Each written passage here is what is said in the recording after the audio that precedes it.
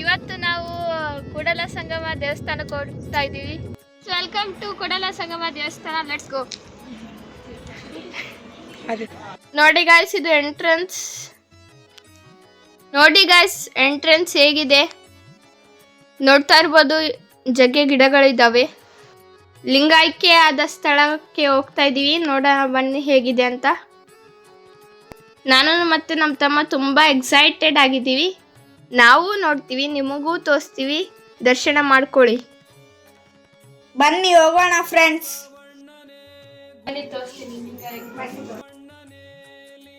ಮೇಲೆ ಲಿಂಗ ಇದೆ, ಕೆಳಗೆ ಹೋಗೋಣ ಬನ್ನಿ ಗಾಯ್ಸ್. ನೋಡಿ ಗಾಯ್ಸ್, ಪ್ಯಾಂಟಿಂಗ್ ಹೇಗಿದೆ ಅಂತ ನೋಡಿ ಗಾಯ್ಸ್. ವೃತ್ತಾಕಾರದಲ್ಲಿದೆ.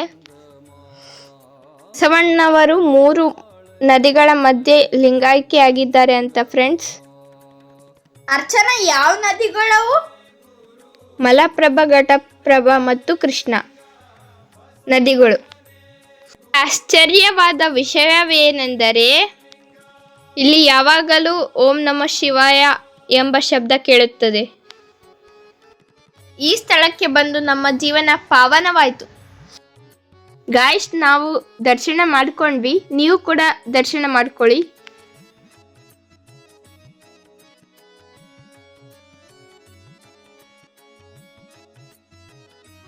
ದರ್ಶನ ಮಾಡ್ಕೊಂಡು ಮೇಲೆ ಬಂದ್ವಿ. ಇಲ್ಲಿ ನೋಡಿ ಗಾಯ್ಸ್, 3 ನದಿಗಳ ಸಂಗಮ. ಇಲ್ಲೇ ಅಪೋಸಿಟ್ ಇರುವ ಸಂಗಮೇಶ್ವರ ದೇವಸ್ಥಾನದಲ್ಲಿ ದರ್ಶನ ಮಾಡ್ಕೊಂಡ್ವಿ.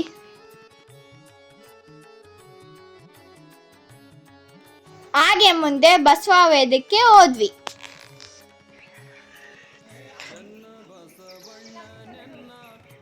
ನೋಡಿ ಗಾಯ್ಸ್, ಎಷ್ಟು ಪ್ರಶಾಂತವಾಗಿದೆ.